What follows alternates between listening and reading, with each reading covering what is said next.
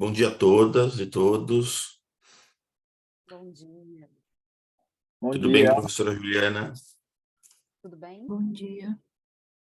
Tudo jóia. Professora, eu vou te passar o comando da sala, tá bom? Para você poder Tá tocar as ótimo. apresentações.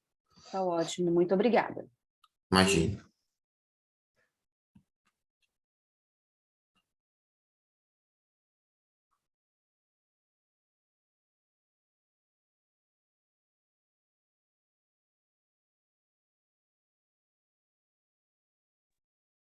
E bom dia, Juliana.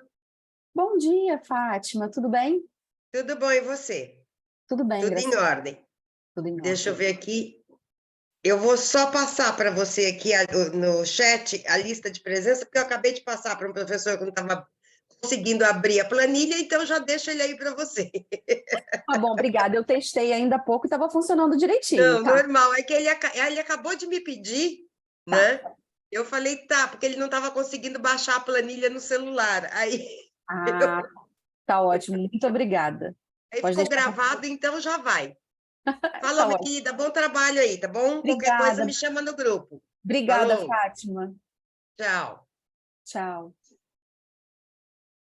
Bom dia, pessoal. Como estão todos? Vou esperar mais uns minutinhos. Agora que eu vi, faltam 3 minutinhos para as 10. Vou esperar mais uns minutinhos para garantir que todo mundo que esteja aí programado para chegar, chegue aqui na sala, tá bom? Daqui uns 3 minutinhos a gente começa.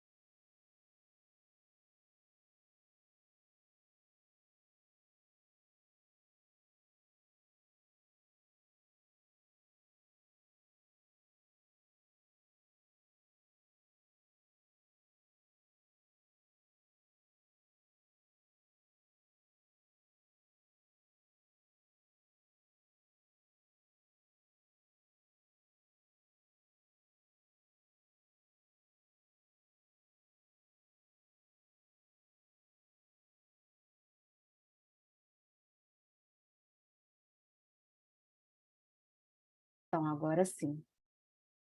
Pessoal, bom dia. Espero aí que todos estejam bem. Estamos aí no último dia do Fórum STEM. Acredito que vocês já trocaram experiências com muitos outros professores.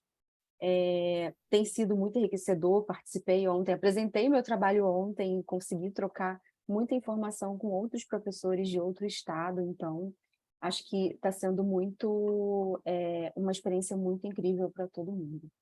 Sejam muito bem-vindos. Meu nome é Juliana Vidal.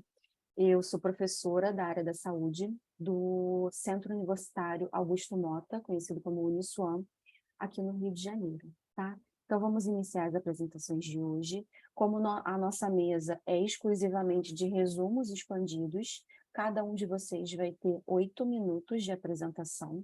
Eu vou marcar aqui no celular. Depois desses 8 minutos, caso alguém da sala queira fazer pergunta, a gente abre a sessão de perguntas e assim a gente vai passando de sessão em sessão, tá? Caso vocês tenham alguma dúvida, fiquem à vontade de perguntar. A Fátima já colocou aqui o formulário de presença para a gente, mas ao longo aí da manhã eu vou postando de novo, porque caso alguém entre aí novamente, a gente vai sempre disponibilizando, tá? E lembrando, nós estamos na sala 20, importante saber isso para responder o formulário, tá bom? Pela nossa ordem lá, que está no site do Fórum STEM, o professor Antonioni é o primeiro a se apresentar. Tudo pronto por aí? Então tá Tudo ótimo. pronto, professora. Bom dia. Bom dia. Então, pode iniciar a sua apresentação. Tá, vou compartilhar aqui então.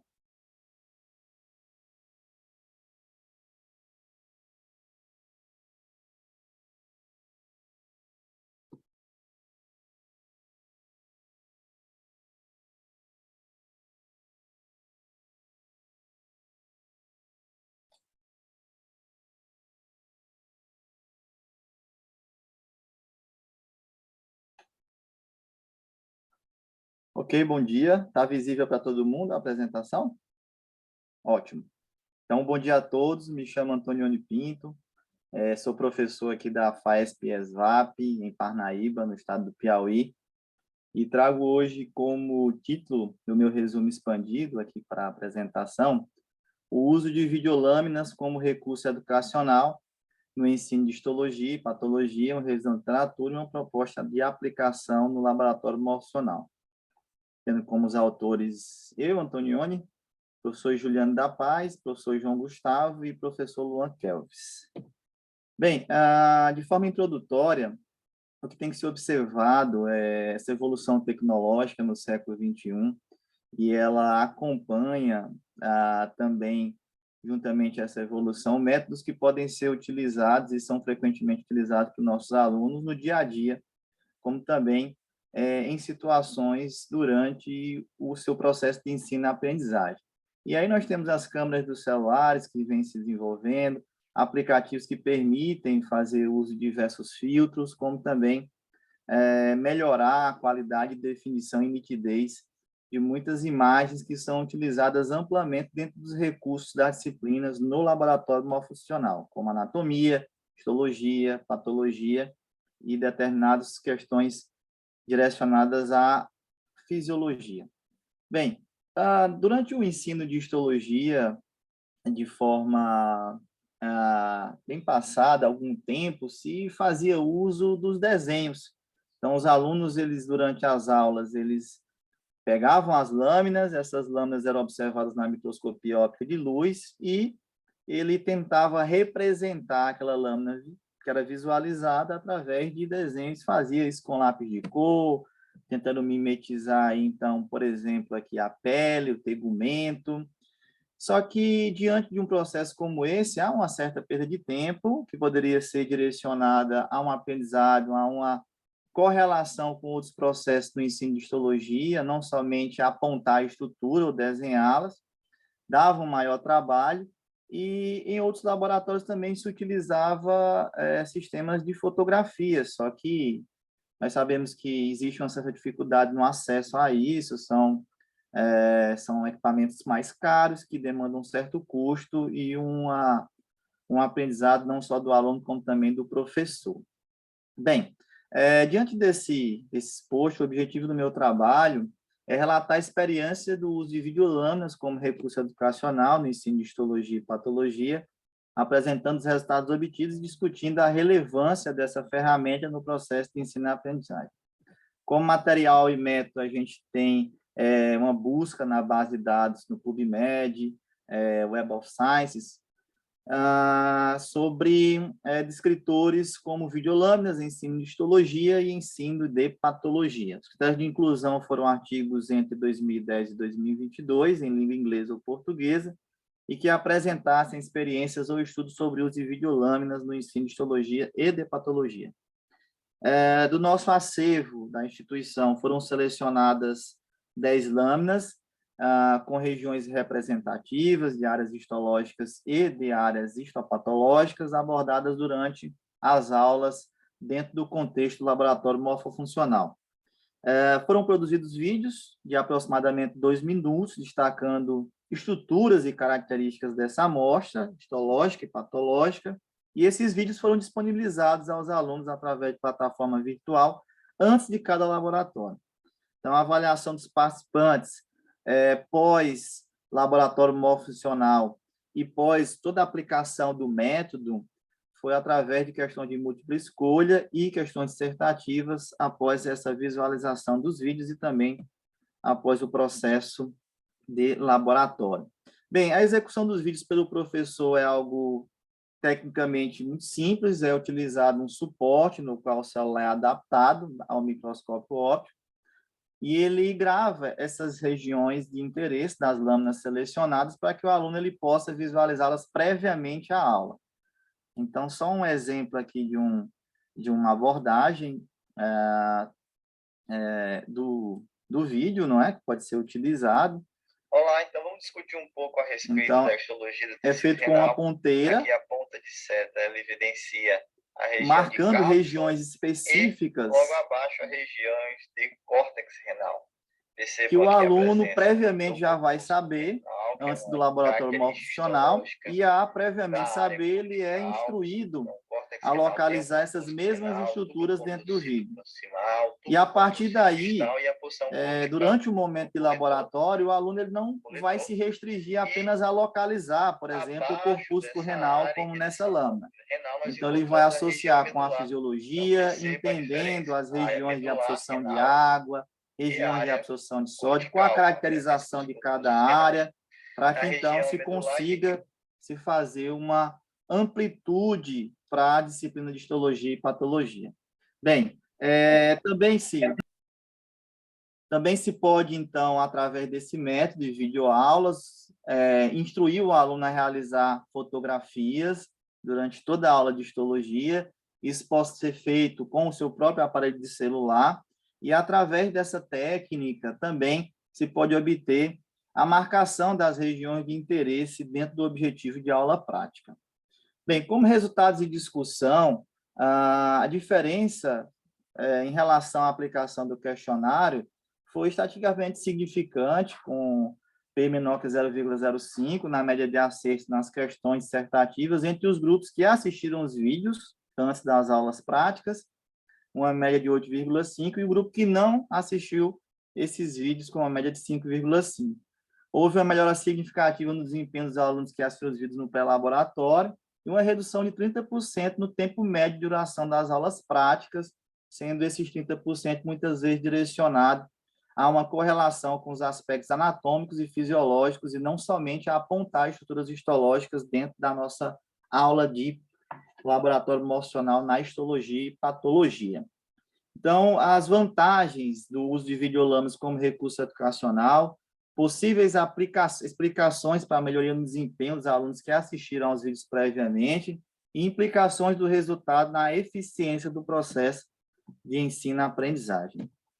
Bem, fazendo uso também dessas lâminas nas quais foram feitos os vídeos e as edições, os alunos podem compartilhar em grupos, não somente de rede social, mas também aplicar essas imagens, utilizando diferentes filtros que possam caracterizar, então, a imagem digital, melhorando a interpretação e também até a visualização de determinadas áreas que para eles possam ser de maior dificuldade, limitando elas apenas ao uso da microscopia óptica. Pode-se também utilizar ferramentas de metodologias ativas, nas quais essas regiões de fotos foram marcadas e os alunos podem fazer testes em relação a isso. Aqui um exemplo do CLEP. E como conclusão, os resultados obtidos indicam que as videolâminas são um recurso educacional relevante para o ensino de histologia e patologia, permitindo aos alunos uma melhor compreensão dessas estruturas microscópicas dos conceitos teóricos abordados nas disciplinas.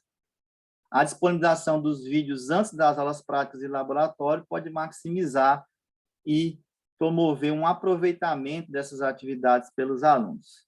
Então, aqui as minhas referências bibliográficas e muito obrigado aí pela oportunidade. Obrigada, professor. Temos perguntas? Eu tenho uma pergunta, vou me adiantar. Ok. Na verdade, parabéns pelo trabalho. Obrigado. Professora de módulo que inclui histologia. Achei a sua ideia genial. Como professora de histologia, eu sei a confusão, na verdade, eu sei a necessidade do professor organizar os estudantes ali durante a aula de laboratório, e muitos estudantes acabam achando que não estão entendendo o que estão observando. Então, essa aula pré-projeto, pré-laboratório sua, com essa disponibilização de lâmina, eu imagino que facilitou muito. Você trouxe resultado que mostrou isso, mas eu imagino que facilitou muito a dinâmica do laboratório, né? Você falou sobre redução do tempo. Você sentiu a dinâmica do laboratório fluindo com mais tranquilidade? Sim, muito mais. E os alunos, muitas vezes, eles pensam que a própria histologia e a patologia é limitada a localizar a estrutura, não é somente aquilo. Então, quando você traz de forma pontual que eles já têm que ver, a gente consegue já puxar outras relações diretas ao ensino da histologia. Então, a gente não tem como separar do laboratório de fisiologia, e acaba que essa prévia sobre essas estruturas pontuais traz para eles aí a oportunidade de agregar a fisiologia daquela região, e aí eu acho que traz um maior entendimento, para que aquele momento do laboratório não se restrinja a apontar estrutura, não é a localizar apenas. Então, houve esse ganho de tempo, sim, e acho que, com certeza, agregou aí a aprimorar o estudo dentro da histologia, né? Muito interessante. Parabéns mesmo pelo trabalho. Obrigado, professora Juliana. Obrigado a todos presentes, aos meus colegas da IESVAP. Um grande abraço e até a próxima.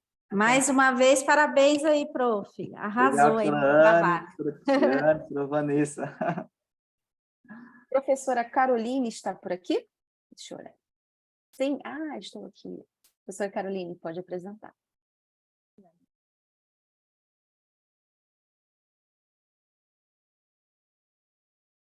Conseguem ver? Sim. Então, esse resumo expandido traz como título a utilização do Padlet como parte do processo de feedback. Ele foi desenvolvido por mim, que sou professora na área da saúde, né, no curso de graduação em medicina, de uma instituição no interior do Pará, da companhia, né, do Grupo AFIA. Está pensando? Não. Foi.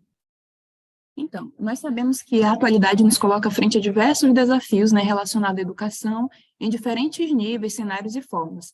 E na educação superior em saúde, passamos por transformações constantes.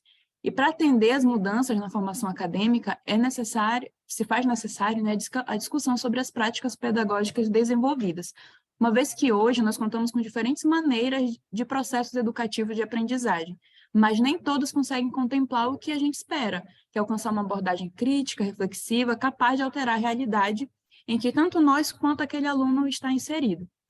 Então, visando atender essas transformações, as metodologias ativas de aprendizagem, elas ganham cada vez mais destaque, né, no meio da educação, pois permite colocar o estudante como protagonista de seu aprendizado, sendo o professor, nós, né, os facilitadores que incentivam a autonomia, proporcionam um ensino significativo, e com o avanço dessas metodologias ativas, as formas de avaliar também precisam acompanhar o mesmo ritmo, passando por uma evolução.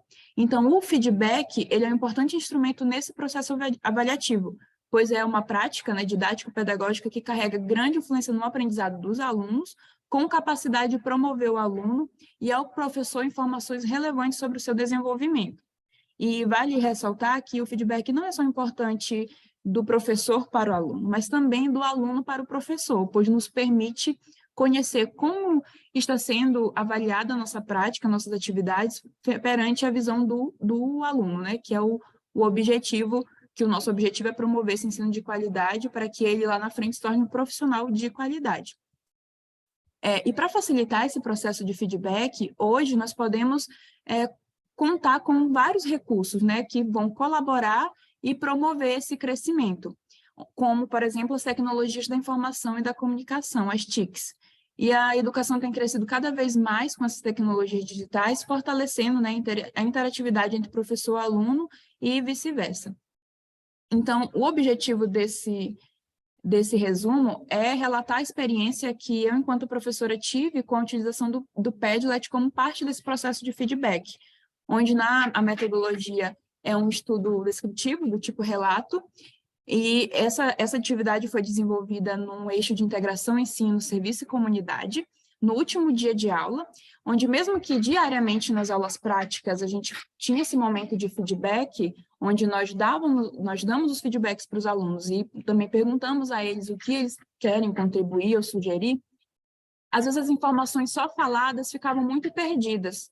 E com a utilização do feedback, a gente poderia registrar e até mesmo gerar indicador para estar evidenciando para os nossos líderes imediatos, né, como uma forma de tentar alcançar determinada mudança diante do que o aluno relatava.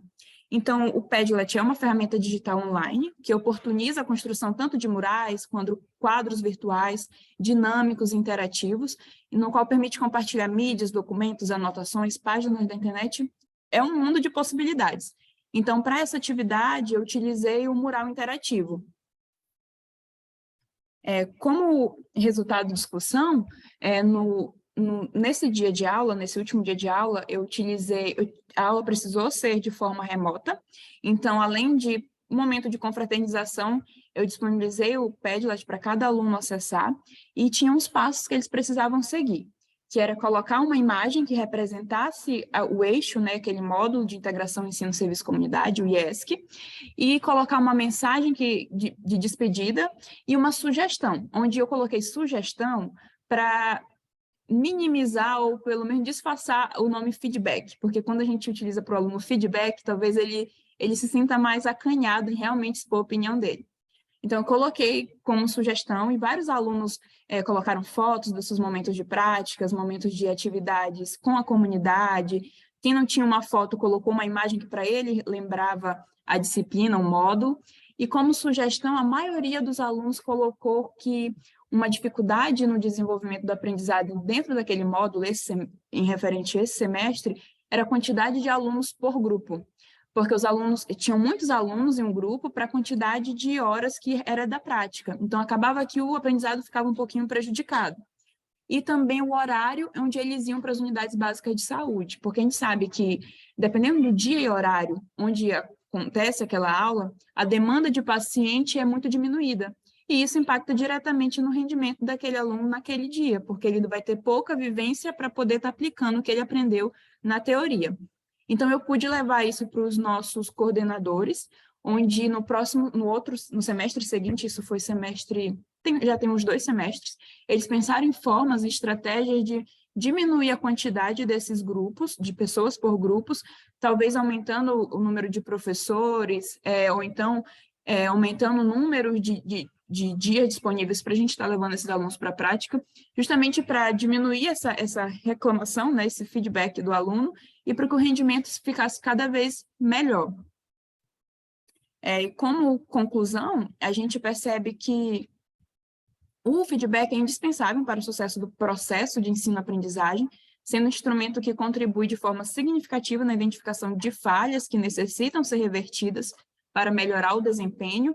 Às vezes não são falhas que dependem exclusivamente da pessoa que está desenvolvendo determinada função, mas sim de um conjunto de fatores, como era esse caso, que talvez o o desenvolvimento da aprendizagem daquele aluno não era influenciado somente pelo modo como o professor, o tutor, conduzia a aula, mas sim pelo conjunto de fatores, como o dia da semana influenciando na atividade prática, a quantidade de pessoas no grupo, o horário em que a prática daquele aluno estava marcada. Então, tudo isso influencia, eram fatores que influenciavam diretamente. E quando a gente consegue reverter essa situação através de práticas a médio e a longo prazo, futuramente outros alunos não serão prejudicados pelo mesmo motivo, porque a gente também entende que não é algo que vai acontecer do dia para a noite, essa mudança. O número de alunos por turma é muito grande e o campo de prática, às vezes, não é tão grande para acompanhar essa demanda, então a gestão tem sempre que pensar em diversas estratégias para estar melhorando continuamente. E o feedback nos traz essa forma de avaliar com um olhar mais amplo para o todo e de forma inclusiva também. Então, quando a gente pensa em formas diversas de aplicar o feedback, não só em uma aula presencial, não só em um tipo de módulo de disciplina, mas em diversos campos dentro do curso mesmo. Eu acredito que o feedback não precisa ter hora e dia marcado. Se eu encontro um aluno no corredor, eu já posso estar dando feedback para ele, para que ele possa melhorar e vice-versa. Então, a utilização do Padlet me ajudou nessa dinâmica. E é isso. Acho que foi dentro dos 8 minutos. Obrigada, professora. Temos alguma pergunta? Eu acho muito interessante o Padlet. Por coincidência, eu descobri o Padlet na formação STEM no ano passado. Eu já tinha ouvido falar, mas eu nunca tinha visto uma dinâmica utilizando o Padlet, e a partir daí eu utilizo muito nas formações docentes que eu faço, mas eu nunca tinha visto como você está usando no feedback. Então, no final de uma disciplina, de um módulo, achei muito interessante, porque foi o que você falou, né? Você ainda coloca lá no seu Padlet sugestões para os alunos darem. Se fosse feedback, talvez eles não escrevessem. Além disso, se você pedisse, gente, fala aí o que vocês acharam desse semestre, talvez eles não falassem nada. Então, ali acaba que eles colocam uma mensagem ali de despedida, como você falou, e já dão um feedback, então fica tudo mais organizado e tal. Então, achei muito interessante essa sua ideia de usar o Padlet colaborativo para uso também de feedback. Muito interessante. Parabéns pelo trabalho. Próxima professora, Ana Paula, está por aí? Deixa eu ver qual é o título. Uso de estratégias digitais como forma de aumentar o engajamento de discentes do ensino superior. Um relato de experiência. Professora Ana Paula ou algum autor está por aí? Não? Vou passar para o próximo, tá? O próximo é o resumo expandido, experiências interativas como estratégia de engajamento discente através de recursos tecnológicos. Temos algum autor por aqui?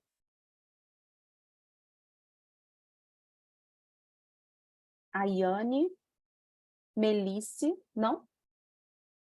Vou passar para o próximo. O uso do Canva e a sua contextualização nas TEDx. Interpretação e produção de sentido em sala de aula. Autores, Julie. Está por aí, professora Julie? Não? Vamos para o próximo.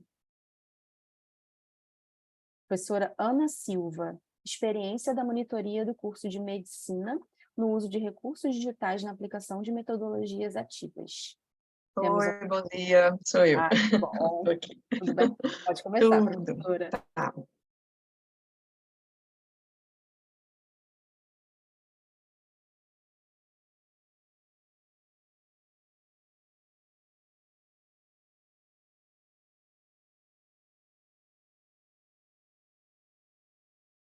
Vocês conseguem ver? Sim? Já. Ok. Bom dia, sou professora da Faculdade de Ciências Médicas da Paraíba, AFIA, e vou apresentar o resumo expandido Experiência da Monitoria no curso de Medicina no uso de recursos digitais na aplicação de metodologias ativas. Um trabalho de autoria minha com a professora Tâmara e dos alunos de monitoria Tassiana Assis, Leandro Santiago e Glória Maria Rodrigues Deodato. Então, A aplicação das metodologias ativas nos cursos, em especial os cursos de ensino superior, e no meu caso, no nosso caso, no curso de medicina, ela vem mostrando bons resultados, como a gente já vem escutando, né, e principalmente nesses encontros que a gente faz. No STEM do ano passado, a gente falou muito sobre metodologia ativa, e aí isso vai ficando cada dia mais consolidado.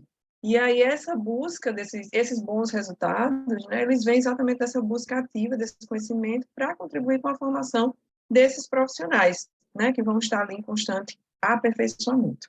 Então, dessa maneira, né, a forma de ensino ativo, eles estão em consonância com a necessidade desse mundo cada vez mais globalizado, né, onde há uma disponibilidade muito maior de várias informações e vários eixos, principalmente exigindo essa adaptação a novas tecnologias e novas ferramentas digitais.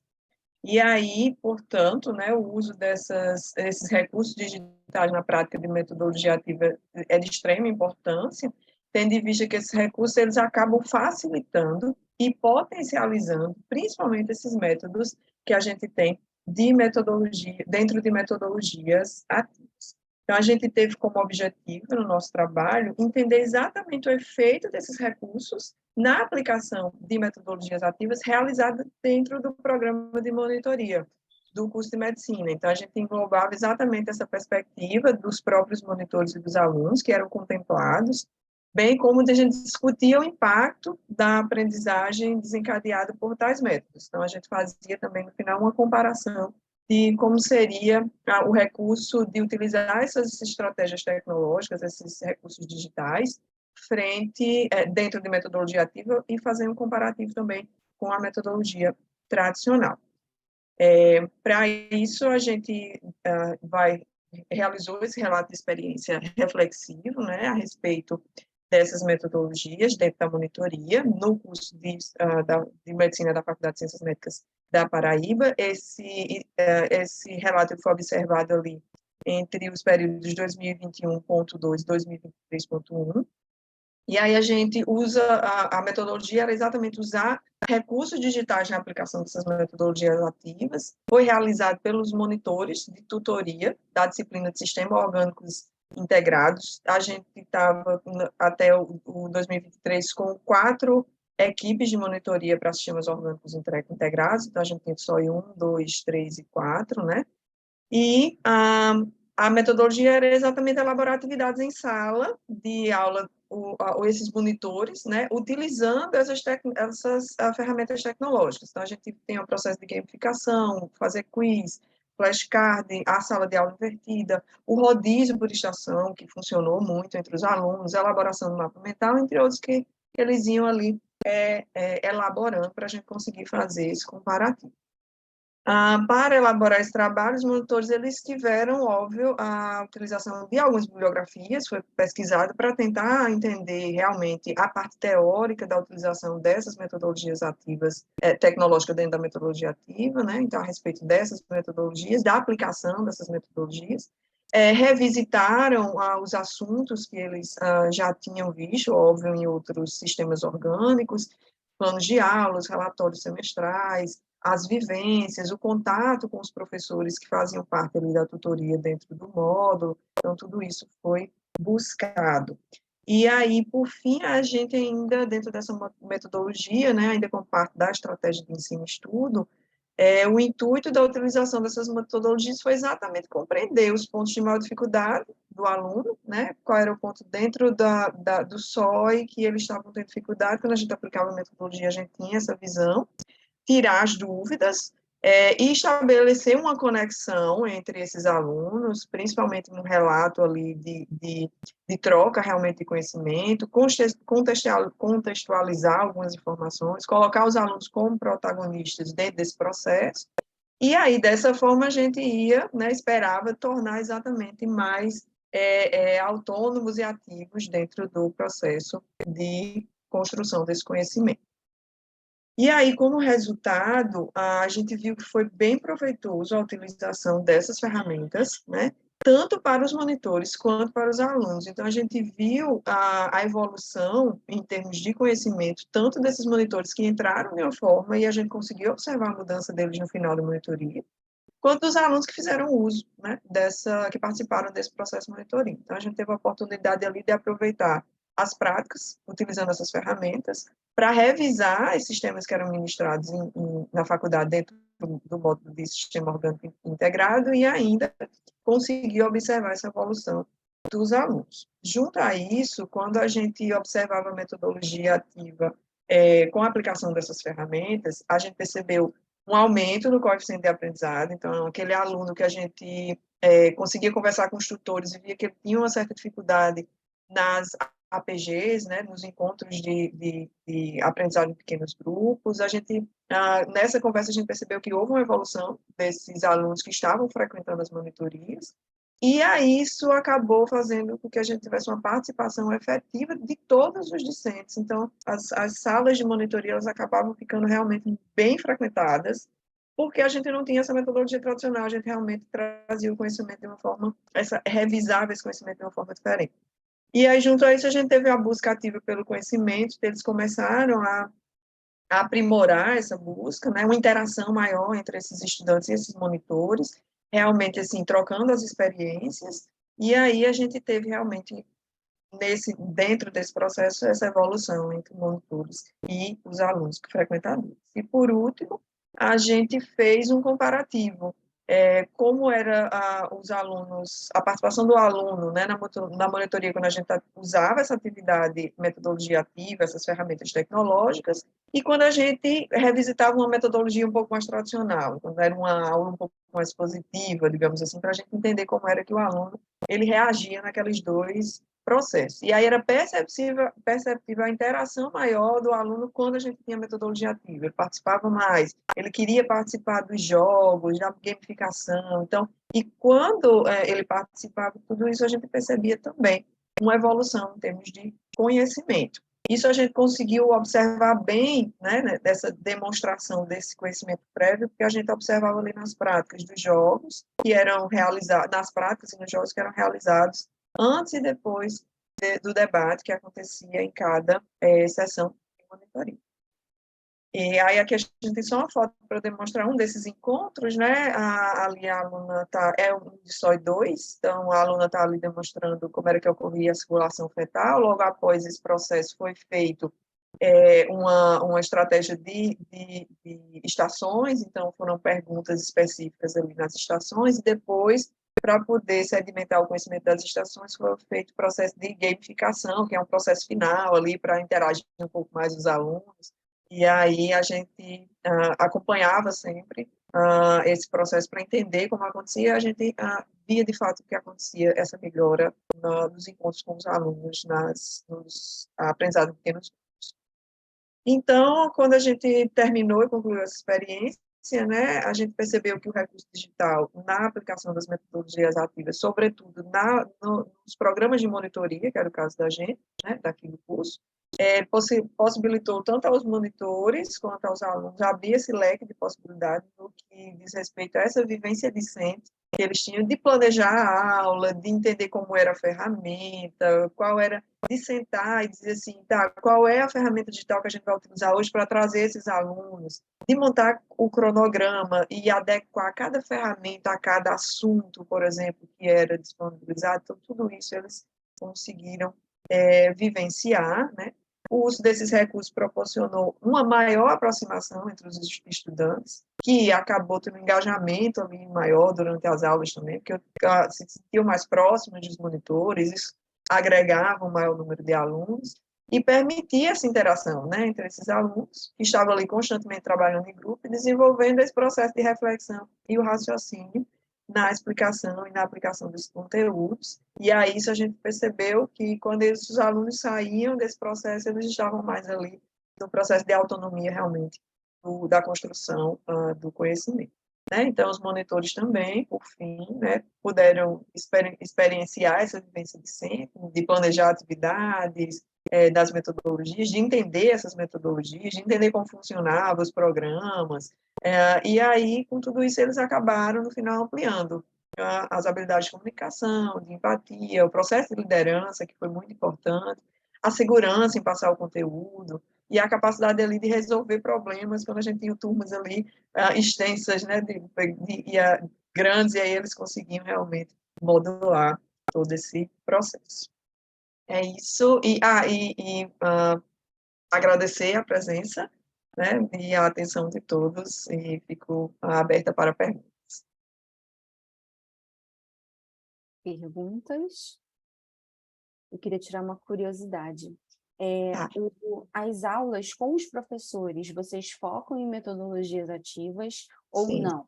Não, focado em estudantes- metodologias ativas, Então, os completas. estudantes já estão acostumados ali Sim. a estarem mais ativos, né? Isso. E achei muito interessante o estudo de vocês, porque vocês não focaram só nos estudantes que estavam ali recebendo a metodologia ativa, mas nos monitores que estavam Monitores. envolvendo.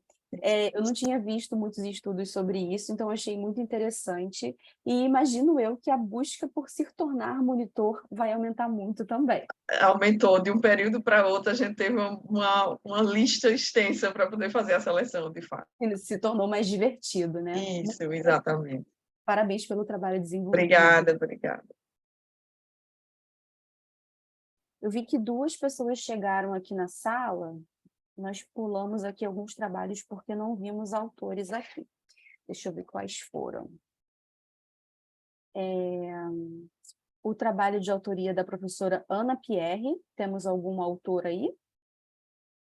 Uso de estratégias digitais como forma de aumentar engajamento. Trabalho Experiências Interativas como Estratégia de Engajamento. Primeira autoria, a Iane. Temos algum autor por aqui? E temos outro trabalho aqui, o Canva e a interpretação e produção no sentido em sala de aula. Temos algum autor aqui? Autora única. Perfeito. Então, agora, nós vamos contar com a apresentação da professora Denise Mello. Ela vai apresentar o trabalho sobre novas metodologias no curso de medicina, experiência com grupos reflexivos. Professora, pode iniciar a sua apresentação. Olá, pessoal, bom dia. Bom estar com vocês. Só um minuto aqui que eu vou apresentar. Aproveitando, gente, vou botar mais uma vez aqui no chat a lista de presença, tá bom? Por favor, preencham. Nós estamos na sala 20.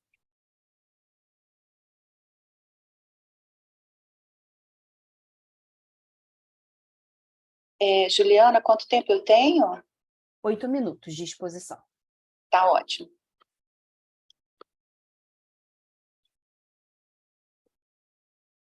Vocês conseguem ver minha apresentação? Sim, mas não está em tela cheia. Não, para mim está.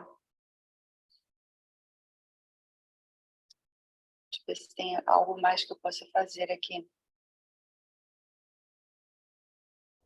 Bom dia, professora Denise. Na barra inferior do seu PowerPoint, tem como um livro aberto. Tem assim, comentários, isso. Clique aí que ele vai lhe ajudar. Agora foi? Foi. Obrigada, professora. Muito obrigada pela dica, Vanessa. Então, pessoal, bom dia. Meu nome é Denise.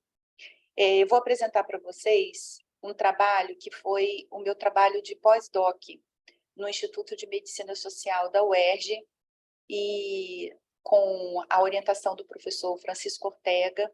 E eu fiz esse trabalho com a Liga de Saúde Mental da Uniredentor, e contei com o apoio do professor André Raeli, que apresenta esse trabalho aqui comigo, né?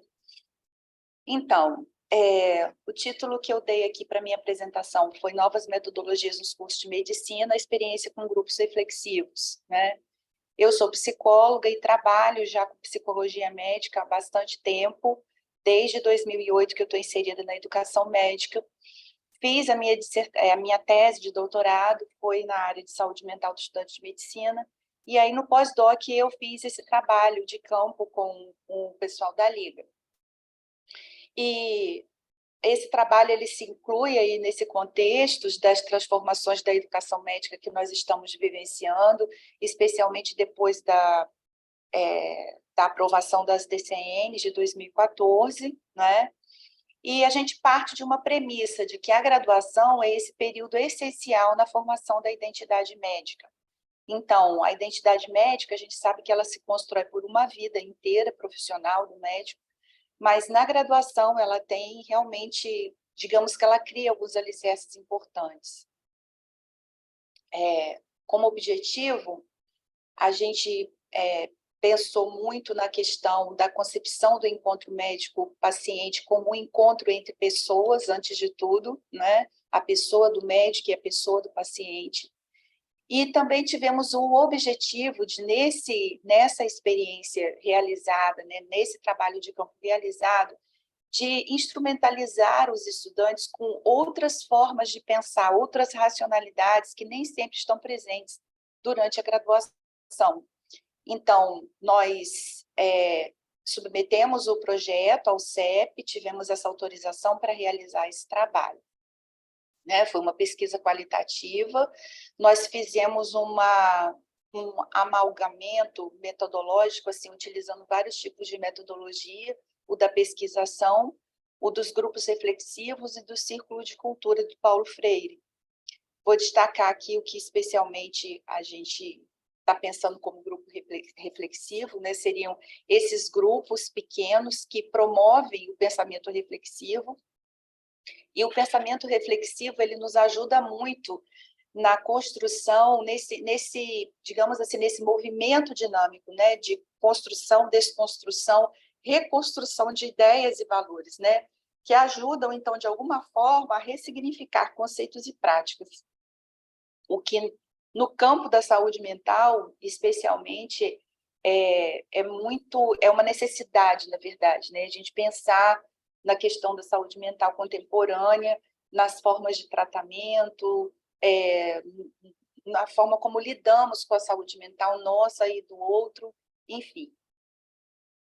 E o Círculo de Cultura do Paulo Freire nos ajudou muito para viabilizar essas discussões nos grupos reflexivos, porque pensa-se num espaço de livre circulação de ideias de interesse coletivo sem uma direção pré-definida, o que foi muito interessante, porque eu levava alguns temas para discussão e eu abordava esses temas, né, na dinâmica do grupo, eu abordava durante 10 a 15 minutos esses conceitos e depois, então, havia ali uma interação do grupo em torno desses conceitos, né, pensando, articulando com outras coisas, outros conhecimentos, e foi realmente muito enriquecedor.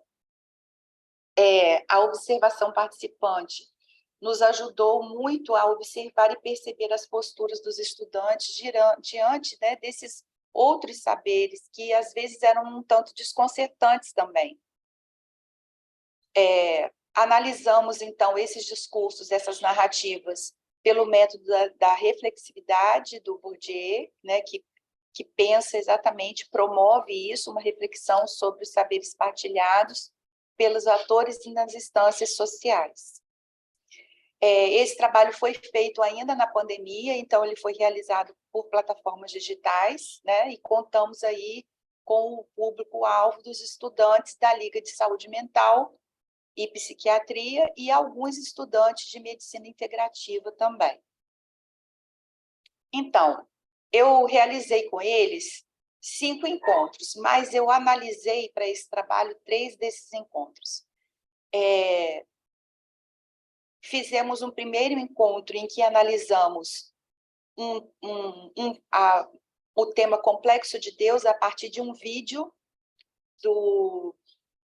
Ai, meu Deus, esqueci o nome do autor, desculpa, mas eu posso disponibilizar aqui no chat daqui a pouco para você. Lembrei, Benilton Bezerra, desculpa. Complexo de Deus, porque os médicos são assim, foi uma palestra proferida por ele e que a gente associou, então, com o tema Juramento de Hipócrates.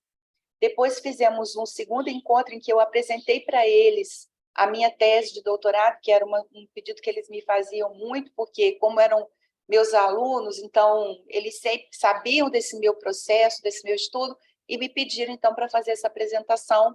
Eu apresentei para eles, então, esses 2 conceitos que sustentaram a minha tese, saúde mental e violência silenciosa. E o terceiro encontro, então, eu abordei o tema desigualdades sociais e saúde mental global, porque a saúde mental global é a linha de pesquisa do meu orientador de pós-doc, né? Então, eu apresentei para eles. E aqui para vocês, eu vou apresentar dois desses encontros. Eu vou apresentar brevemente, então, o Complexo de Deus e o Juramento de Hipócrates, porque durante a década de 60, a palestra do professor Benilton abordou exatamente isso. Durante a década de 1970, nos Estados Unidos, o Complexo de Deus era entendida como uma patologia especificamente do médico, que acreditava que, por tanta ingerência e por tanto avanço tecnológico de domínios, de conhecimentos e técnicas sobre o corpo, o médico começava a acreditar que ele realmente tinha poderes divinos, né, de determinar vida ou morte, saúde e doença. Mas, com o avançar dos anos, foi se percebendo que, na verdade, não se trata de uma patologia. Se trata de uma posição subjetiva e de uma reação do médico a certas crenças socioculturais que são colocadas sobre eles, né? E por que eu associei esse tema ao juramento de Hipócrates? Porque o juramento de Hipócrates, ele fala exatamente sobre isso, ele jura pelos deuses, e na verdade, o juramento de Hipócrates jurava em nome dos deuses gregos, né? E os deuses gregos, eles tinham características humanas. Desculpa atrapalhar. Falta um minutinho, tá bom? Tá bom.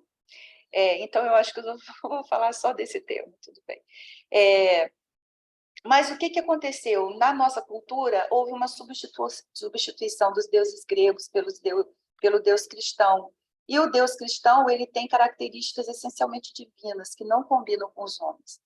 Então, isso tem uma repercussão nessa formação da identidade médica, né?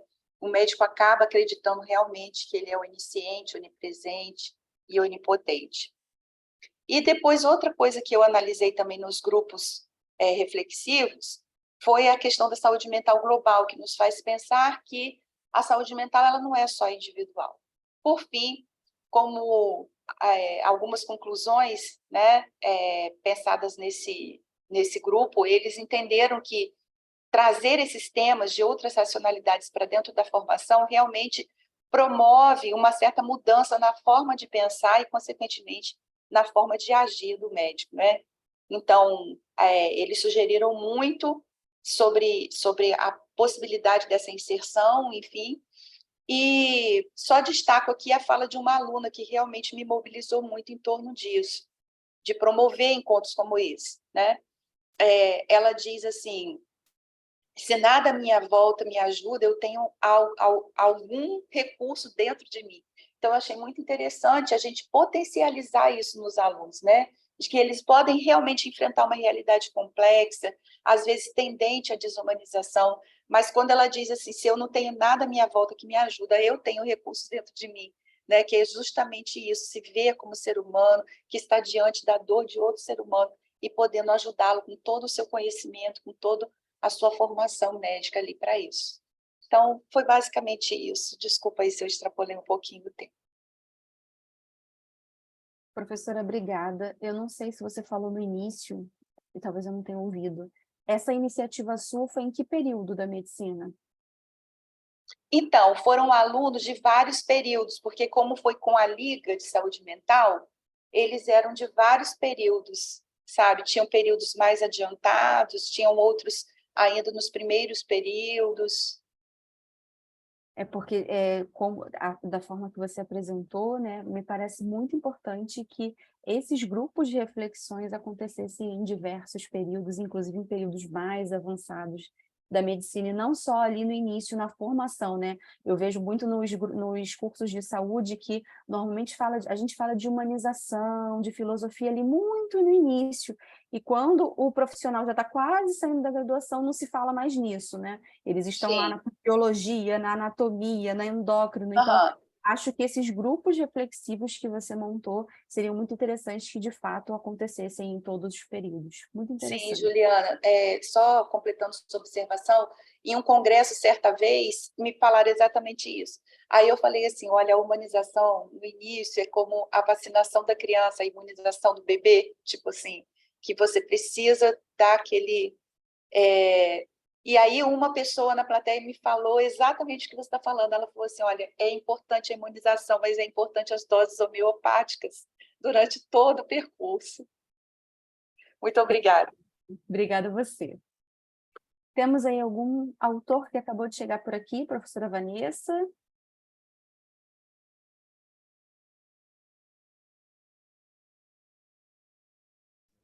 Não, prof, eu já estava.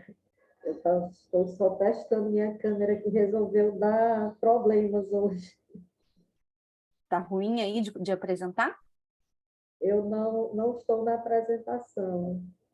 Ah, tá bom. É porque como você mandou mensagem aqui para mim, eu achei que Isso. você fosse apresentar algum outro trabalho. Não, eu vou em outra sala daqui a pouco. Aí, quem vai apresentar é a professora Tereza, esses dois trabalhos.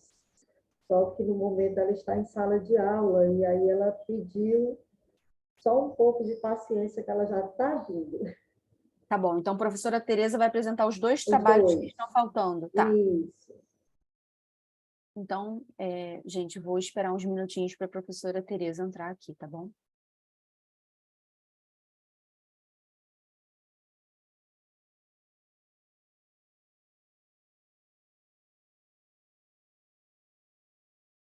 Eu não vou precisar sair da sala, porque eu tenho que me ajeitar para ir dar aula. Tá bom? Tá bom, Caroline, obrigada aí pela presença, obrigada pela apresentação. Eu que agradeço a oportunidade. Até logo. Tchau.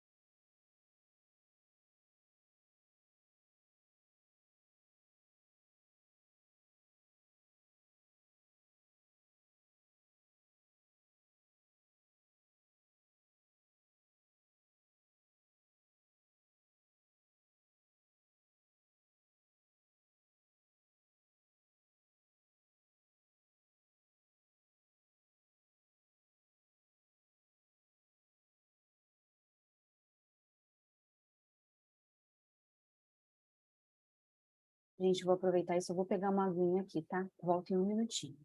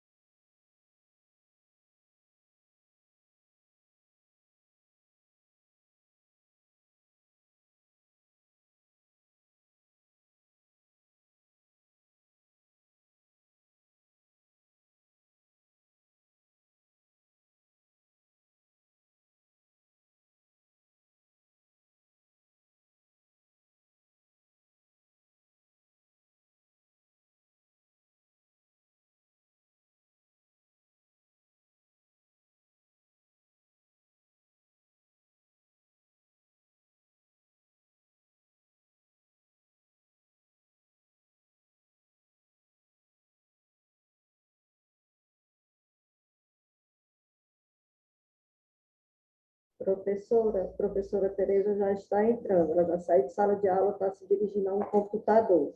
Tá bom, certo? obrigada. Obrigada, Vanessa.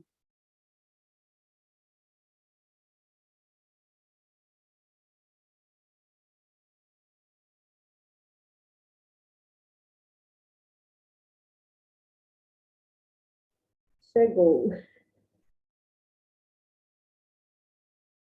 Oi, professora. Ainda não estamos te vendo. Assim, Olá, bom dia, tudo bem? bom, tudo bem, professora. Você vai Conseguindo... apresentar... Vocês estão conseguindo me ouvir? Sim, muito bem, muito bem. Você vai apresentar 2 trabalhos, correto? Isso. Quem são os primeiros autores do trabalho? Dos 2 trabalhos? No caso, o que eu vou apresentar agora é o Experiências Interativas como Estratégia de Engajamento Discente, que eu sou a primeira autora. É porque na planilha que foi liberada, está como outra professora como primeira autora, mas a gente entrou em contato com a Fátima e ela disse que vai corrigir posteriormente. Ela disse para seguir dessa forma. Experiências interativas, né? Isso, como estratégia de engajamento discente através de recursos tecnológicos. E o outro que você vai apresentar qual é? Estou abrindo aqui, é o que tem a Melice como primeira autora. É esse. Ah, não. Esse quem está como primeira autora acho que é a Ayane. A Ayane e a Melissa como segunda autora. Eu não vejo a Melice de novo aqui na listagem, peraí. E qual então é o outro trabalho que tem aí? Está faltando o trabalho da primeira autora Jolie, que é o Canva e contextualização. Não é nosso. E esse aqui, o uso de estratégias digitais como forma de aumentar o engajamento dos discentes do ensino superior, um relato de experiência. Esse outro. Então, era a Ana Pierre. Tá. Ah, pronto, tá aí no caso a Ana Paula. Ok. Tá ótimo. Deixa eu só baixar aqui o outro logo. Tá. Por resumo, são 8 minutinhos de exposição, tá? Tá certo. Só um minutinho. E mais uma vez agradeço. Peço desculpas, tá certo, pelo pequeno atraso. A gente tinha informado a Fátima que a gente estava em aula e ela tinha orientado que a gente poderia entrar no finalzinho antes da sala encerrar, tá bom? Obrigada obrigada, professora Vanessa, pela informação e professora Juliana pela compreensão. Estamos todos no mesmo barco. São muitas aulas, a gente vai se virando.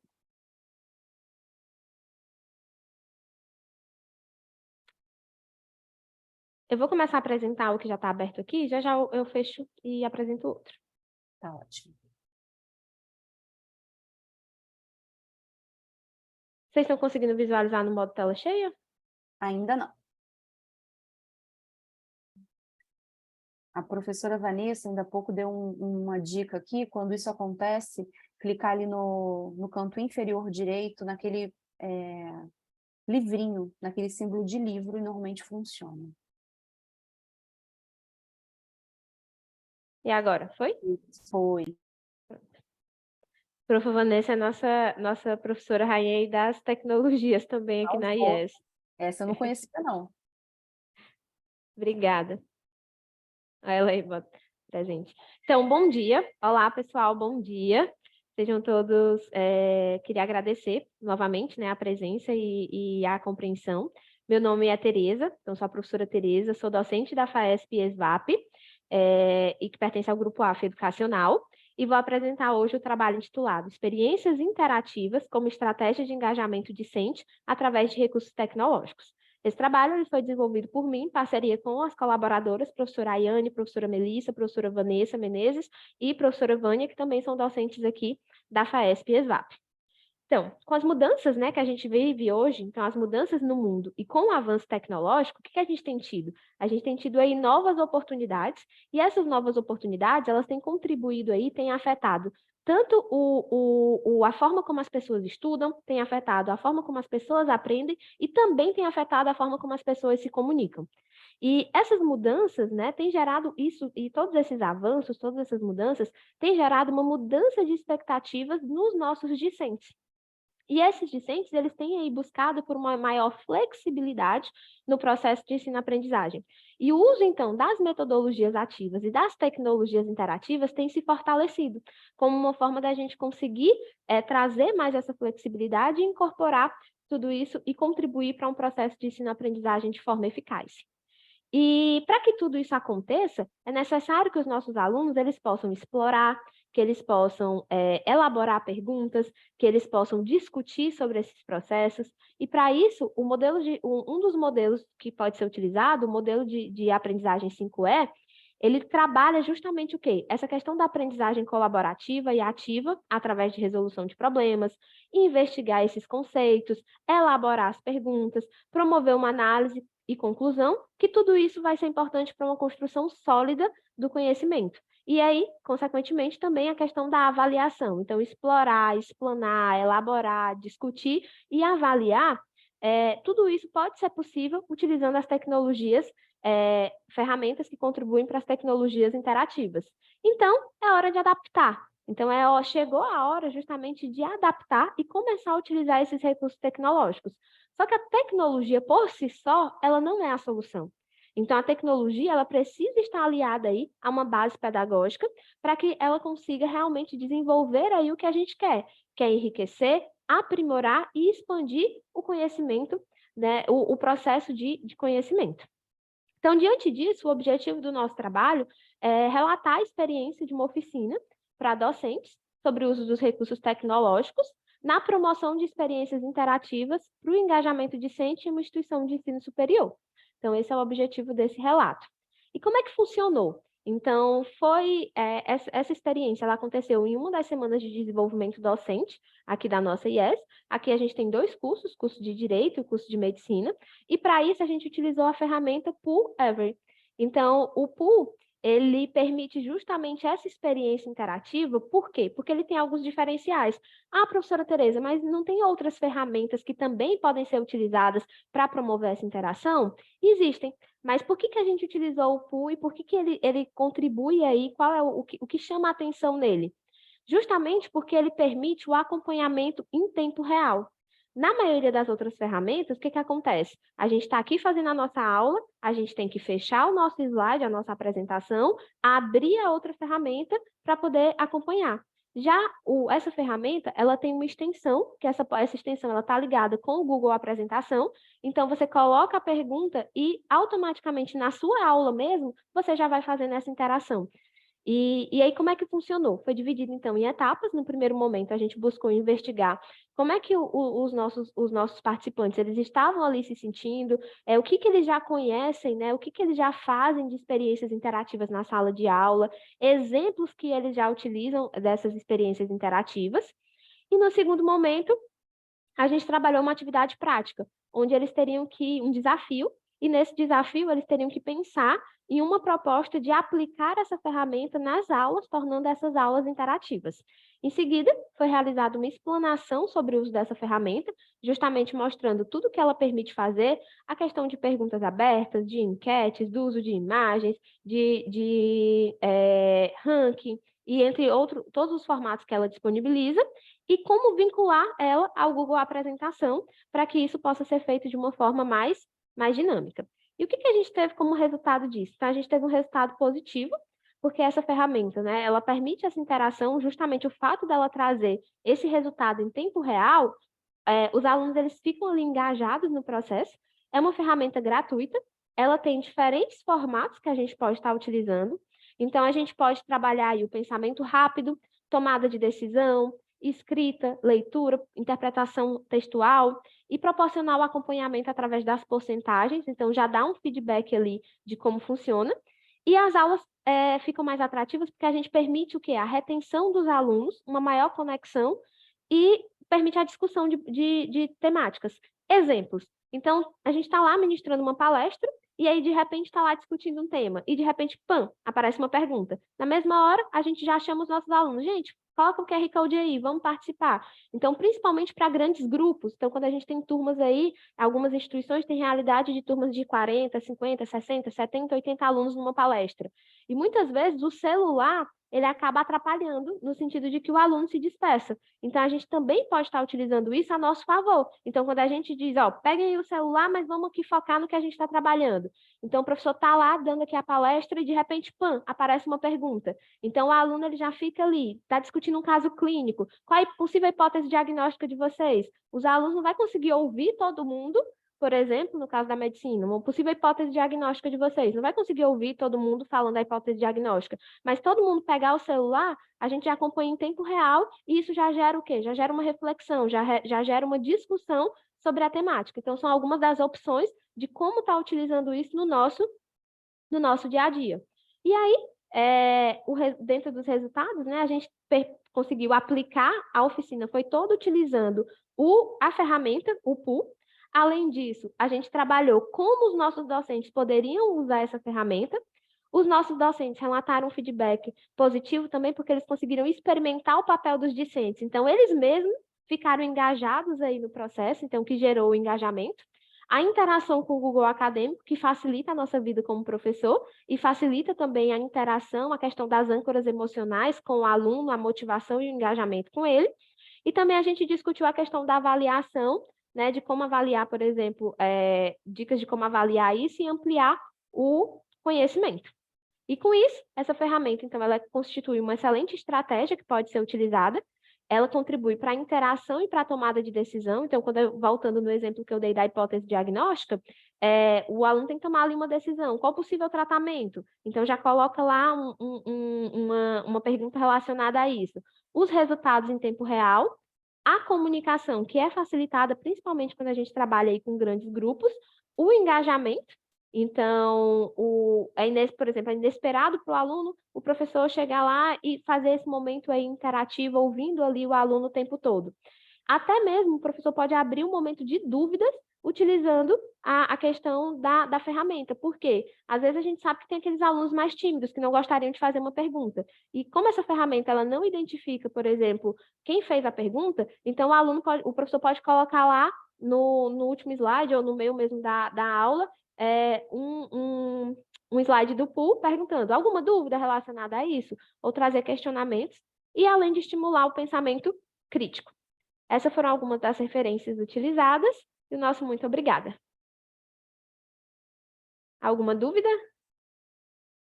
Professora, achei muito interessante a utilização do PUL, dessa metodologia, né? E você falou sobre o treinamento docente também um pouco, né? Vocês fazem treinamento docente? Eu também elaboro treinamento docente, é uma pergunta de elaboradora também.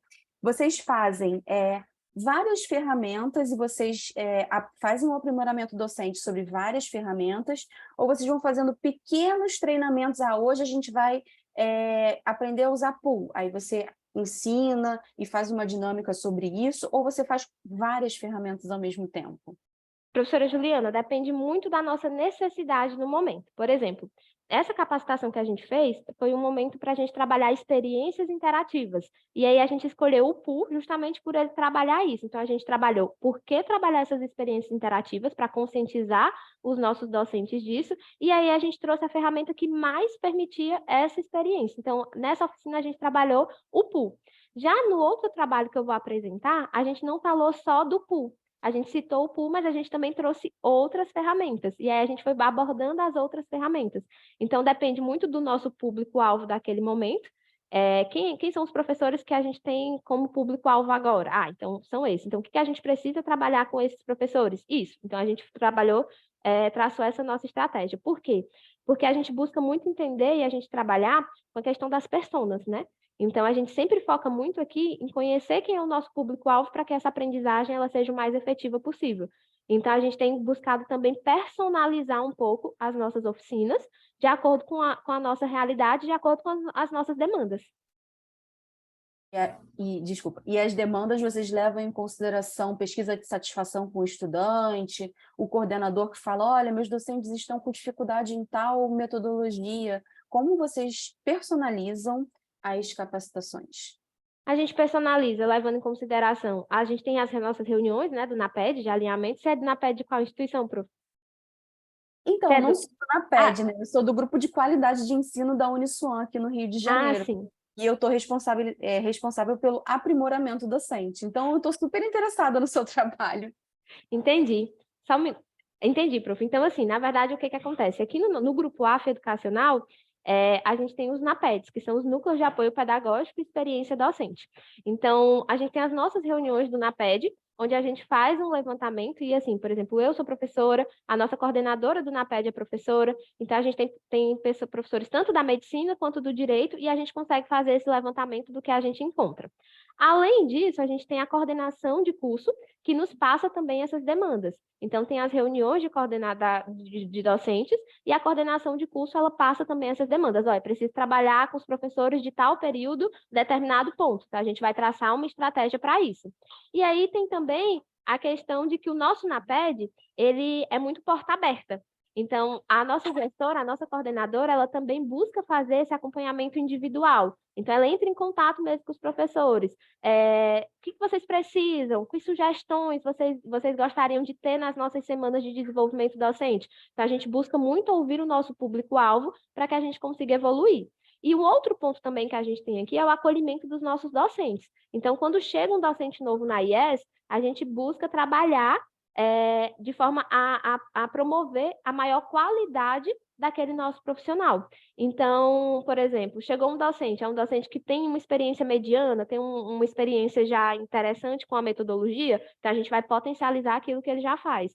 Se não, a gente vai buscar trabalhar nesse docente as metodologias que a gente já utiliza, e também a gente busca sempre estar inovando. Então, tudo que tem de inovador, lançou algo inovador, a gente, vamos lá, vamos trabalhar, então vai ter um grupo lá dos nossos professores que a gente vai capacitar para que a gente consiga, inclusive, disseminar isso, promover isso. Então, basicamente, a gente utiliza esses pontos. Coordenação de curso, o nosso NAPED e as nossas experiências docentes mesmo. E aí, até mesmo na nossa sala de professores, né, professora Vanessa? A gente está lá conversando, tem uma determinada realidade, então a gente precisa melhorar nisso, então vamos lá. Então, já vai para tema de reunião do próximo NAPED, e aí já precisamos pensar numa estratégia para isso.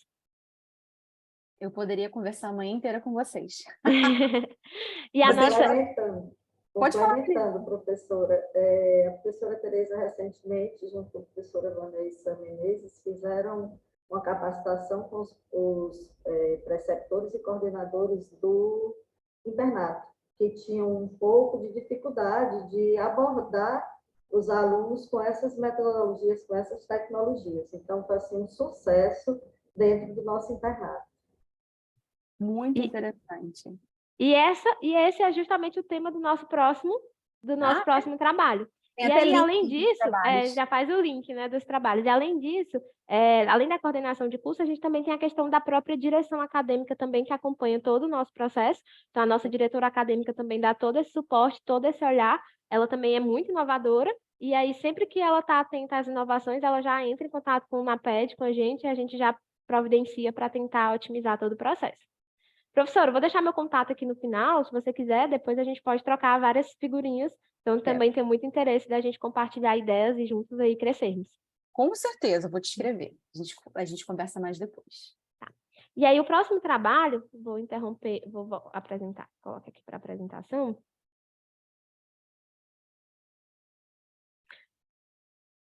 Então, o próximo trabalho, ele é um trabalho,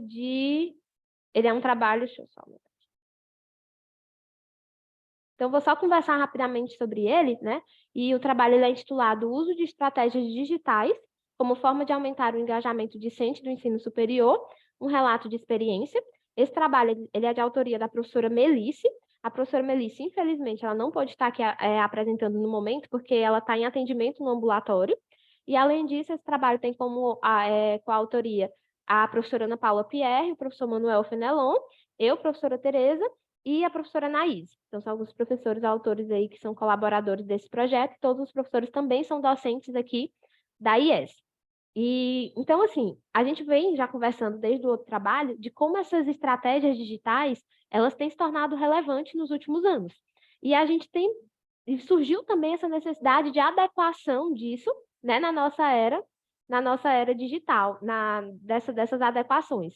Então, essas tecnologias, em especial, nos últimos anos de graduação de medicina, acaba que não é tão utilizado. Então, muitas vezes utiliza-se isso muito ali durante a área básica, durante o ciclo básico, mas durante o ciclo clínico acaba que isso não é uma realidade. E muitos dos profissionais médicos, por exemplo, não tiveram na formação deles capacitações para o uso dessas tecnologias. E dentro dessas estratégias digitais, a gente tem a questão de nuvens de palavras, dinâmicas de jogos, quiz, e todas essas ferramentas, elas produzem, elas contribuem aí justamente para o quê? Justamente para promover a interação que a gente vem discutindo desde lá do outro trabalho, como o pensamento crítico, como o desenvolvimento de diferentes habilidades, competências e atitudes que hoje a gente precisa disso para a formação médica. Então, a gente necessita que os nossos futuros, os nossos egressos, além do conhecimento, eles também desenvolvam todas essas habilidades. Eles aprendam a aprender, e essas ferramentas, elas são muito úteis no dia a dia do médico. Então, por exemplo, hoje, a gente utiliza o Dynamed, tem o UpToDate, que são ferramentas de pesquisa. Então, todas são ferramentas digitais. BioAtlas no laboratório. Então, o uso dessas ferramentas digitais faz parte da nossa realidade e a gente tem que preparar esses nossos futuros profissionais para isso. Então, diante disso, o nosso trabalho ele tem como objetivo relatar a experiência da participação de uma capacitação sobre o uso dessas ferramentas digitais para engajamento dos discentes do internato de medicina. Então, a gente fez essa capacitação com os professores do internato, então, professores e preceptores do internato, então, são todos ali médicos que não tiveram na formação deles esse momento, e a gente vem buscando aprimorar junto com eles todo esse processo. Então, faz parte aí, né, do nosso cronograma de capacitações, né, de formação que a gente tem ao longo do semestre. Uma outra coisa muito interessante que a gente tem buscado, que a gente busca aqui na nossa IES, que é nossa realidade já, é que essas capacitações, elas acontecem de forma contínua. Então, a gente tem um momento de semana de desenvolvimento docente, mas a gente também tem ali as capacitações contínuas ao longo de todo o semestre. Por exemplo, hoje mesmo a gente vai ter uma capacitação voltada para a questão do autismo. Então, da importância de preparar os profissionais, os docentes, para como lidar com o transtorno do espectro autista e de outras síndromes, por exemplo, que possam estar relacionadas com o processo de ensino-aprendizagem. E aí, voltando, né, para o foco, nessa oficina especificamente, a gente utilizou o pool, a gente utilizou o quiz, a gente utilizou o Kahoot, a gente utilizou o Mentimeter e o próprio Google Docs, né, o Google Apresentação. Então, foi uma oficina que, já nessa, a gente não focou em apenas uma, a gente focou em 4, por exemplo, ferramentas que permitem essa interação, e a gente foi trazendo as vantagens e desvantagens de cada uma dessas ferramentas. Qual foi o diferencial da nossa oficina? A oficina foi feita usando as ferramentas. Então, esse também é um grande diferencial. A gente mostra na prática como é que a gente faz. Depois que a gente executa, a gente mostra para o professor como ele pode usar. E aí, depois a gente vai para o passo a passo. Você entra aqui, você faz o login aqui, você cria a pergunta desse jeito, você vê o resultado desse jeito. E aí, dentro dessas ferramentas, o quiz e o Kahoot, por exemplo, eles têm como diferencial o quê? A identificação. Para você fazer acesso das perguntas, você tem que colocar o seu nome. Então, é muito bom para quando você quer avaliar os alunos específicos, saber quantas questões cada aluno ali respondeu. Já o pool e o Mentimeter, eles podem ser usados mais de forma geral, quando você não precisa dessa identificação. Então, o bom é que a gente tem um leque de ferramentas e a gente só precisa conhecer essas ferramentas para a gente adequar o uso dessas ferramentas ao que a gente precisa ali naquele momento com os nossos alunos. Então, a oficina ela gerou essa interação, né? E aí, quais foram os resultados que a gente teve? Sem dúvida, o engajamento. A professora Vanessa pôde acompanhar, né? Ela chegou no momento que a gente estava lá, e os professores pareciam alunos. Então, eles estavam, assim, encantados, porque eles estavam todo mundo com o celular, participando, competitivos, tentando responder mais rápido para ver quem subia no ranking. Então, assim, o que gerou uma motivação, então aumentou ali o clima, aumentou a motivação, e a gente sabe que esse aumento da energia, da motivação, é um dos principais pontos que a gente tem que trabalhar quando a gente está trabalhando com capacitações, porque isso contribui para o processo de ensino-aprendizagem, então torna esse processo mais efetivo. Então, a gente conseguiu manter essa energia, esse up aí, essa motivação dos nossos professores. Eles se sentiram engajados, e como eles se sentiram engajados, eles querem que o quê? Que os discentes deles possam vivenciar essa experiência também. Então, a gente deu sugestões. Ah, mas como é que eu vou usar isso lá no meu internato, né? Então, já pensa assim, o internato é muito prático só, mas não tem só o momento prático, tem um momento também de teoria, de discussão dos casos. Então, a gente deu várias sugestões, exemplo de sugestões. Caso tenha lá um caso, aplica lá um caso, e como eles trabalham em grupos pequenos no internato, então também facilita esse processo. Traz lá um caso, o caso daquela semana, o caso que eles acompanharam lá no hospital. E aí faz uma série de perguntas, de respostas rápidas, por exemplo, para trabalhar pensamento rápido, hipótese diagnóstica, que ferramentas eles poderiam usar para diagnóstico e tratamento. Então, é uma das estratégias que pode ser utilizada aí. Além disso, a gente pensou também na questão de trazer diferentes situações, problemas, projetava situações, problemas, e o Kahoot vai colocando as perguntinhas e eles já vão marcando.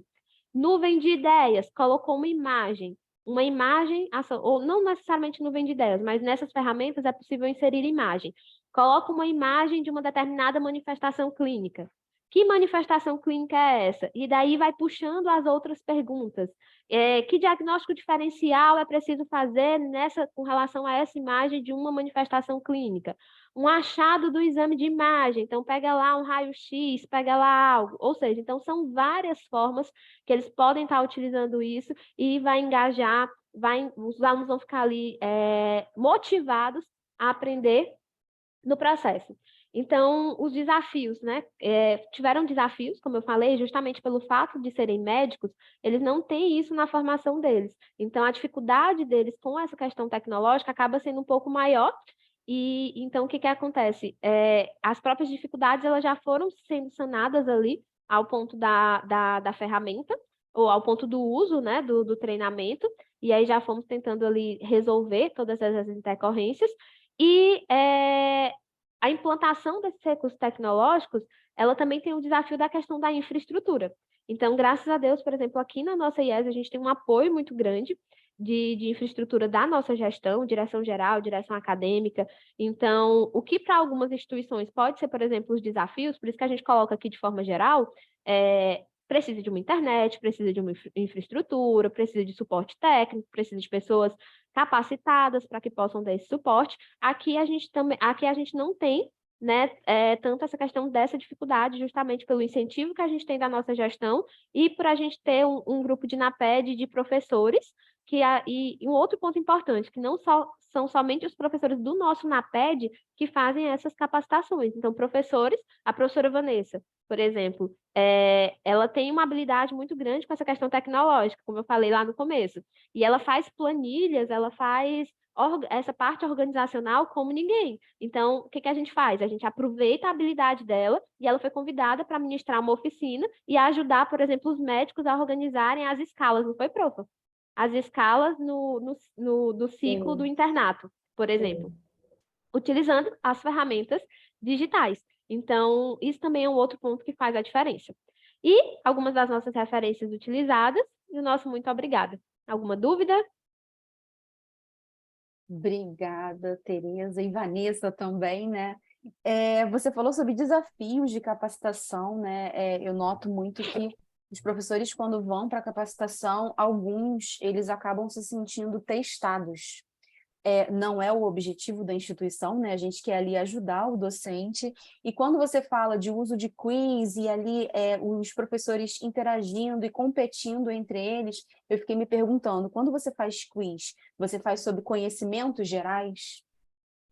Assim, a gente geralmente, né? Por exemplo, nessa oficina, a gente estava com alguns quiz prontos que a gente utiliza no nosso dia a dia. Então, como eles eram médicos e nós somos professores da área básica, a gente utilizou questionamentos mesmo de forma geral. Mas, normalmente, quando a gente vai fazer para públicos envolvendo, às vezes, direito e medicina, a gente faz sobre metodologias ativas. Então, a gente pega temas coringas, que a gente precisa passar uma mensagem, utiliza a ferramenta e ainda aquele famoso ditado, né? A gente mata 2 coelhos com uma cajadada só.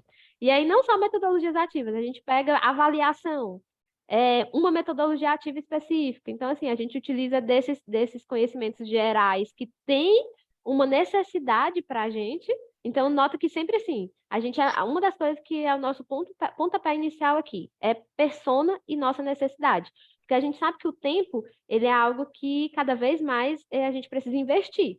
Então, a gente precisa investir o nosso tempo. Então, a gente sempre aproveita, a gente sempre busca otimizar, investindo o nosso tempo naquilo que a gente precisa ter como resultado. Então, essa mentalidade aí, né? Então, esse pensamento, ele nos ajuda muito na hora da gente conseguir atender os nossos objetivos. Então, a gente consegue atingir os nossos objetivos e passar a mensagem que a gente gostaria. Muito interessante, professores. Muito obrigada. Eu vou parar de falar, né? Senão já sabem. A gente vai passar aqui a manhã inteira trocando ideia.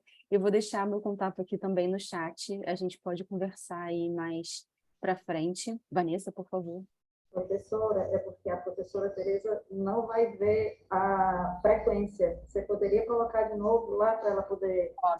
Posso sim. Coloquei aqui agora. Obrigada, prof. Estamos na sala 20, tá bom? Então, vou deixar aqui meu contato para vocês. Espero muito poder aí depois conversar com mais calma com vocês, porque de fato é um assunto, a Vanessa falou, encantamento dos professores. Eu acho que quem é capacitado fica encantado e a gente também que prepara ali com todo aquele carinho, a gente entra também nesse clima, então realmente é um universo muito legal. Eu estou apaixonada. Que bom, professora, a gente fica muito feliz. Eu sou suspeita para falar, então é uma área, essa parte de capacitação docente é uma área que brilha muito os meus olhos, eu particularmente faço e gosto daquilo que eu faço. Então, eu sou suspeita para falar, né, professora Vanessa? A professora Vanessa sorriu aí. Então, assim, eu gosto sempre de aprender muito com os outros, e o STEM, sem dúvida nenhuma, é o carro-chefe, assim, de toda a minha... Foi um dos carros-chefes de tudo que eu busquei aprender. Na pandemia também, inclusive, eu fiz um curso que ele era de reaprendizagem criativa, do Murilo Gun, não sei se você já ouviu falar. Então, esses cursos estavam gratuitos na pandemia, não sei se ele já voltou a cobrar, mas foi, assim, também um start que abriu muito minha mente. E ele fala justamente de como a gente tem que reaprender muitas coisas dentro da educação e abrir o nosso leque para essa criatividade. Então, a gente sempre busca trabalhar isso e crescermos. Então, um dos nossos lemas que eu trabalho com os meus alunos é o aprender a aprender. E esse aprender a aprender não é apenas para eles, é para a gente também como docente. Com certeza, com certeza. Ai, gente, muito obrigada. Agradeço muito as apresentações. Pessoal que ainda está aí, muito obrigada aí. Espero que tenha sido uma troca de experiências. De fato, a gente conseguiu aí ver muita troca de metodologias diferentes, em cursos diferentes. Isso acaba estimulando muito a nossa criatividade. Durante a manhã aqui eu fiz diversas anotações aí, já pretendo inclusive colocar algumas em prática. Segunda-feira de manhã cedinho eu dou aula para estudantes da área de saúde, então já anotei alguns detalhezinhos para melhorar aí a dinâmica da minha sala de aula, então espero muito que vocês todos tenham aproveitado essa manhã aí, tá? Muito obrigada mais uma vez, tenham todos um excelente dia. Obrigada, bom final de semana para todos, um abraço. Obrigada, gente.